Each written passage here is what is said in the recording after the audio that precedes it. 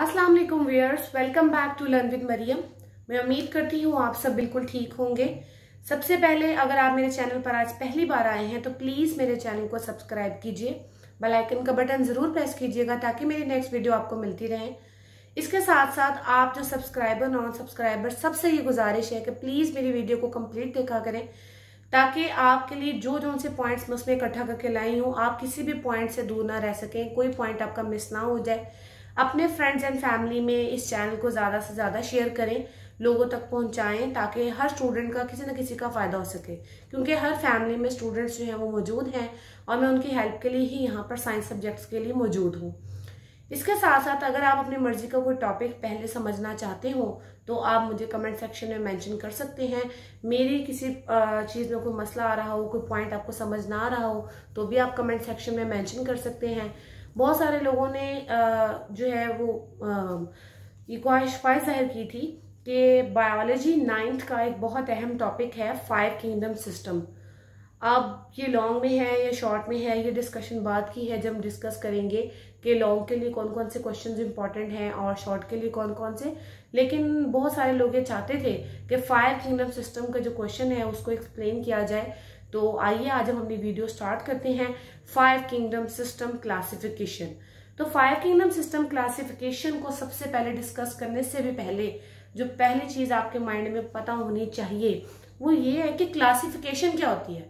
Classification ये है कि जितने भी प्लांट्स हैं, जितने भी एनिमल्स हैं, इनको भी आप छोड़े, पूरी दुनिया में जितने भी लिविंग ऑर्गेनिजम्स हैं, जिंदा जानदार हैं, उनको हम ग्रुप्ड कर देते हैं, ग्रुपिंग एंड सब ग्रुपिंग कर देते हैं ताकि हमें उनको स्टडी करना आसान हो जाए। उनकी ग्रुपिंग हम करते हैं या तो उनकी सिमिलैरिटी की बुनियाद पर या तो उनकी डिससिमिलैरिटी की बुनियाद पर, और ये जो चीज है ये कहलाती है क्लासिफिकेशन। अब क्लासिफिकेशन के इससे पहले भी बहुत से मॉडल पेश हुए, जैसा कि आप सब जानते हैं 2 kingdom classification system, 3 kingdom classification system. लेकिन 2 किंगडम सिस्टम भी रिजेक्ट हो गया due to some reasons, 3 kingdom system भी जो है रिजेक्ट हो गया ड्यू टू सम रीजन। मेरी वीडियो में आप जाके देख सकते हैं कि 2 किंगडम सिस्टम क्या था, उसके रिजेक्शन की क्या वजूहात थी, 3 किंगडम सिस्टम क्या था, उसकी रिजेक्शन की क्या वजूहात थी। तो जब ये दोनों सिस्टम रिजेक्ट हो गए तो फाइनली जो सिस्टम अप्रूव हुआ जो आज तक चलता आ रहा है वो आपके पास 5 किंगडम सिस्टम। 5 किंगडम सिस्टम में वो कौन सी ऐसी 5 चीजें हैं जिनको शामिल किया जो कि अभी तक चलती आ रही हैं, उसको स्टडी करने से पहले हम थोड़ा सा इसकी हिस्ट्री को अगर स्टडी कर लें तो 1937 में सबसे पहले ई चैटन ने इसके बारे में बताया था और उन्होंने बेसिकली 2 टर्म्स उस वक्त जो थी मुतारिफ करवाई थी, इंट्रोड्यूस करवाई थी। और वो 2 टर्म जो उस वक्त इंट्रोड्यूस हुई थी वो थी प्रोकैरियोटिक एंड यूकैरियोटिक। प्रो का मतलब होता है पहले, बिफोर। प्रोकैरियोटिक जो लफ्ज है ये कैरियन न्यूक्लियस से निकला है, यानी वो ऑर्गेनिज्म जो बिफोर न्यूक्लियस है, वो ऑर्गेनिज्म जिनमें मेम्ब्रेन बाउंडेड न्यूक्लियस मौजूद नहीं है, तो वो आपके पास आते हैं प्रोकैरियोटिक में, क्योंकि उनका जो न्यूक्लियस का जेनेटिक मटेरियल है वो साइटोप्लाज्म में ही मौजूद होता है, सस्पेंडेड होता है, कोई प्रॉपर बाउंडेड वॉल नहीं है न्यूक्लियस की। और दूसरी जो टर्म इन्होंने इंट्रोड्यूस करवाई थी उसका नाम था यूकैरियोटिक। यूकैरियोट्स में आपके पास वो तमाम ऑर्गेनिजम्स आते हैं जिनके अंदर प्रॉपर मेम्ब्रेन बाउंडेड न्यूक्लियस मौजूद होता है, और ना सिर्फ न्यूक्लियस, दूसरी ऑर्गेनेलिज भी सेल के अंदर मौजूद है और अपना काम कर रही होती है। तो इन्होंने तो सिर्फ ये 2 टर्म्स बताई। फिर 1967 में एक और साइंटिस्ट आए जिनका नाम था रॉबर्ट व्हिटेकर। रॉबर्ट व्हिटेकर ने क्या किया, उन्होंने बताया कि आपके पास जो बेसिकली 5 किंगडम सिस्टम है इसकी बुनियाद 2 चीजों पर है। एक जो उसमें से चीज है सबसे पहले वो है उसमें लेवल ऑफ ऑर्गेनाइजेशन, कि आपने जो 5 किंगडम सिस्टम बनाया है उसकी बुनियाद आपने जो रखी है वो ऑर्गेनाइजेशन यानी सेल्स की अरेंजमेंट की तरतीब जो है उसकी बिना पर है। तो उन्होंने लेवल ऑफ ऑर्गेनाइजेशन बताए कि 5 किंगडम सिस्टम में 3 कैटेगरी के आपके पास जो है अरेंजमेंट्स पाई जाती हैं। एक कैटेगरी है प्रोकैरियोट्स की, दूसरी कैटेगरी आपके पास मौजूद है यूनिसेलुलर यूकैरियोट्स, और थर्ड कैटेगरी आपके पास है मल्टी सेलुलर यूकैरियोट्स। यानी टर्म्स हमारे पास अभी भी प्रोकैरियोट और यूकैरियोट है, लेकिन अब यूकैरियोट में वैरायटी उन्होंने बता दी कि यूकैरियोट में वो भी हैं जो सिंगल सेल है, unicellular, uni mean 1, and cellular mean cell जो वन सेल कंसिस्टेड है, और multi cellular mean multi mean many, cellular mean cell. ऐसे ऑर्गेनिज्म जिनमें बहुत सारे सेल्स मौजूद हैं वो आपके पास आते हैं मल्टी सेलुलर में। तो आपके पास उन्होंने कैटेगराइज कर दिया कि यूकैरियोट्स में जो यूनिसेलुलर है कैटेगरी वो, मल्टी सेलुलर है कैटेगरी वो, और एक प्रोकैरियोट्स। तो उन्होंने कहा पहली बुनियाद है इसकी लेवल ऑफ ऑर्गेनाइजेशन पर कि जो सेल्स हैं उनकी क्या तरतीब पाई जाती है। सेकंड उन्होंने जो बुनियाद बताई जिसपे 5 किंगडम सिस्टम बेस्ड करता है, उस बुनियाद का नाम था मोड ऑफ न्यूट्रिशन, कि 5 किंगडम सिस्टम में जो पाए जाने वाले जानदार हैं, जो दुनिया के तमाम जानदारों को अपने 5 किंगडम सिस्टम में रखा है, वो 5 जानदार आखिर किस तरह से अपनी फूड को हासिल करते हैं। क्या सबका फूड को हासिल करने का, एब्जॉर्ब करने का, टेक इन करने का तरीकाकार एक है? नहीं। 3 मोड ऑफ न्यूट्रिशन जो है वो यहाँ पर डिस्कस किए गए। फर्स्ट मोड ऑफ न्यूट्रिशन जो आपके पास मौजूद है उसको कहते हैं photosynthesis. As you all know, photosynthesis, photo mean light and synthesis mean to prepare something, किसी चीज को बनाना।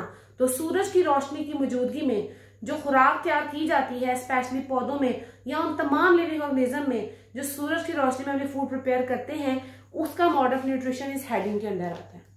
सेकंड मोड ऑफ न्यूट्रिशन यहाँ पे मौजूद है, दैट इज कॉल्ड एब्जॉर्प्शन। कुछ ऑर्गेनिजम्स ऐसे हैं जो कि अपनी फूड को खुद प्रिपेयर नहीं कर सकते, वो डायरेक्टली जो प्रिपेयर्ड फूड होती है उसको जज्ब करते हैं, एब्जॉर्ब करते हैं, वो इसमें आते हैं। लेटर ऑन जब हम स्टडीज की करेंगे मजीद तो आप देखेंगे एग्जाम्पल कि वो कौन से ऑर्गेनिज्म से जो कि एब्जॉर्ब करते हैं फूड। एंड थर्ड कैटेगरी आपके पास आती है इंजेक्शन, जिसमें खुराक को बस निगल लेना है, बॉडी के अंदर इंसर्ट कर लेना है। तो ये इनगल्फिंग वाले ऑर्गेनिज्म इस कैटेगरी के अंदर आते हैं। तो रॉबर्ट व्हिटेकर ने बेसिकली हमें 5 किंगडम सिस्टम की बुनियाद फराहम की कि भाई हमारा सिस्टम इन 2 पिलर्स पे खड़ा है, एक लेवल ऑफ ऑर्गेनाइजेशन और जो सेकंड है वो है मोड ऑफ न्यूट्रिशन। लेकिन बात यहाँ खत्म नहीं होती।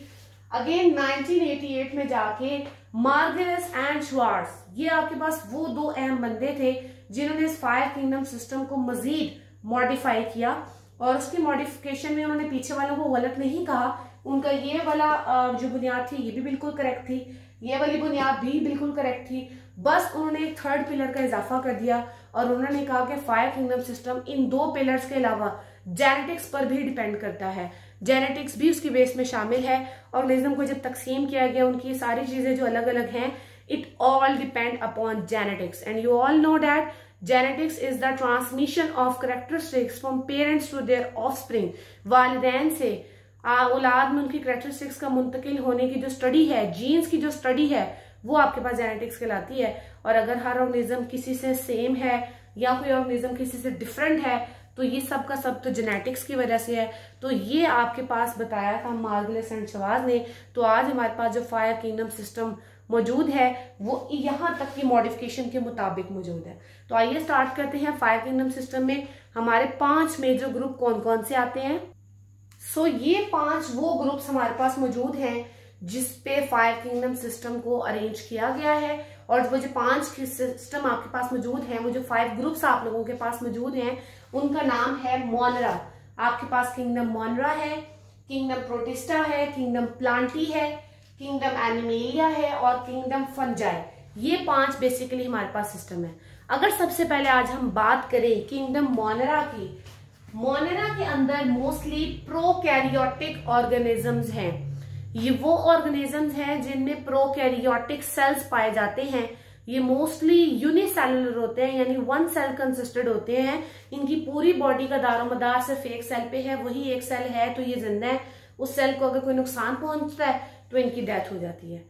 आपके पास प्रोकैरियोटिक में ऑलरेडी मैं आपको बता चुकी हूँ कि वो ऑर्गेनिज्म जिनमें मेम्ब्रेन बाउंडेड न्यूक्लियस मौजूद नहीं होता, न्यूक्लियस का सारा मटेरियल साइटोप्लाज्म में एज सच फ्लोट कर रहा होता है, उस तरह के ऑर्गेनिज्म जो है इनके अंदर पाए जाते हैं। ज्यादातर मोनरा के अंदर जितने भी प्रोकैरियोट्स हैं वो अपनी फूड को खुद प्रिपेयर नहीं कर सकते, लेकिन उनमें से कुछ ऐसे हैं जो कि अपनी फूड को खुद प्रिपेयर कर लेते हैं।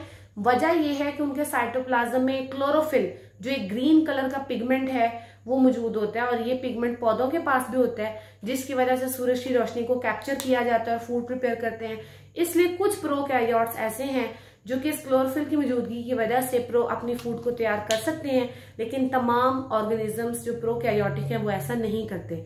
और मैंने आपको ऑलरेडी बताया कि ये तमाम मोस्टली यूनिसेलुलर होते हैं, लेकिन इनमें से कुछ ऐसे हैं जो कि या तो कोई चेन बना लेते हैं, या आपके पास कोई क्लस्टर गुच्छा बना लेते हैं, या कॉलोनीज में रहना शुरू कर देते हैं। एक कॉलोनी में आपके पास 100 से 1000 में यूनिसेलुलर ऑर्गेनिज्म होते हैं।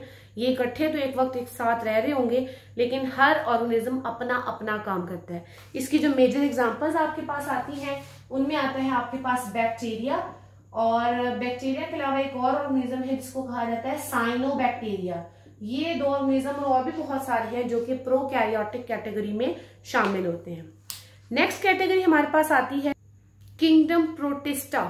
किंगडम प्रोटिस्टा में बेसिकली जो ऑर्गेनिज्म ज्यादातर आते हैं वो या तो आपके पास यूनिसेलुलर होते हैं। यूनिसेलुलर मीन्स जैसे प्रोकैरियोट्स में थे, full bodies consist of only one cell, या फिर आपके पास वो यूनिसेलुलर के अलावा सिंपल मल्टी सेलुलर हो सकते हैं। मल्टी कह लें, मल्टाई सेलुलर कह लें, क्योंकि मल्टाई सेलुलर में मल्टाई वर्ड या मल्टी वर्ड है मैनी के लिए, सेलुलर वर्ड है सेल के लिए। तो सेल्स तो बहुत सारे हैं, लेकिन अगर थोड़ी सिंपल टाइप की अरेंजमेंट है, इतना कॉम्प्लेक्स और पेचीदा स्ट्रक्चर नहीं है, तो उस तरह के ऑर्गेनिज्म भी प्रोटिस्टा के अंदर शामिल होते हैं।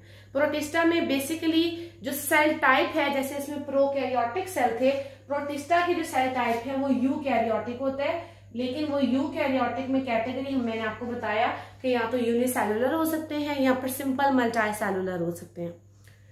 इस कैटेगरी में आपके पास आते हैं, क्योंकि प्रोटिस्टा में वो तमाम ऑर्गेनिज्म रख दिए गए थे जो जैसे हमारे बाकी सिस्टम्स है, प्लांटी है, एनिमेलिया है, फंजाई है, कि जिनकी कोई ना कोई एक आधी कैरेक्टरिस्टिक्स इससे या इनसे मिलती है, लेकिन उस कैरेक्टरिस्टिक्स की बिना पे हम उसे पौधा नहीं कह सकते, हम उसे जानवर नहीं कह सकते, हम उसे फंजाई नहीं कह सकते।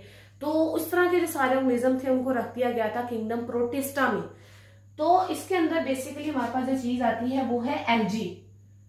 अब एल्गी जो है वो आपके पास यूनिसेलुलर भी होते हैं, आपके पास कॉलोनीज फॉर्म में भी होते हैं, सिंपल मल्टी सेलुलर फॉर्म में भी होते हैं। एल्गी जो है वो अपनी फूड को कुछ हद तक प्रिपेयर कर सकते हैं, और इनका जो एक मैंने आपको बताया कि इसमें वो ऑर्गेनिज्म है जो कि दूसरे ऑर्गेनिज्म से थोड़ी रिजेम्बलेंस रखते हैं। वो करेक्टर एल्गी में क्या है कि एल्गी में ग्रीन कलर का एक पिगमेंट, एक रंग होता है, उसको कहते हैं क्लोरोफिल।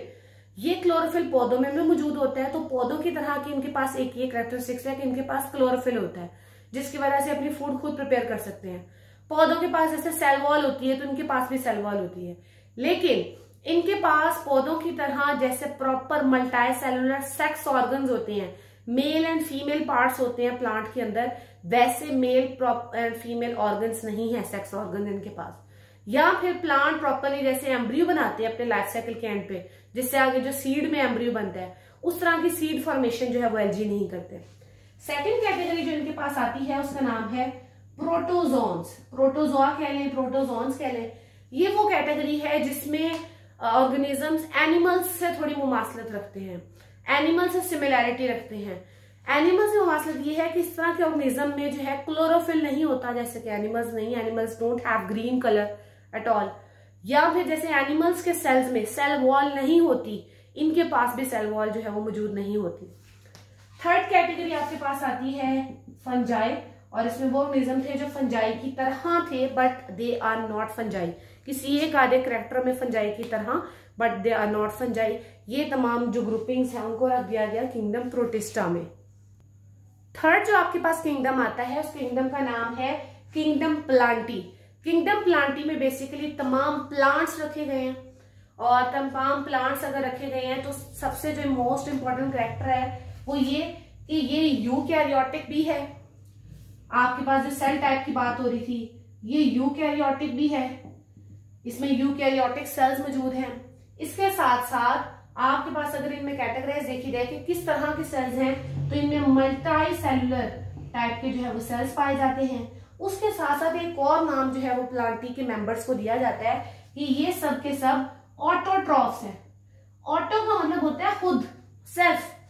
ये अपनी फूड को खुद प्रिपेयर कर सकते हैं। The plants can make their own food with the help of which process, कौन से प्रोसेस की मदद से? उस प्रोसेस का नाम है फोटोसिंथेसिस। फोटोसिंथेसिस के जरिए से पौधे अपनी खुराक को खुद तैयार कर सकते हैं।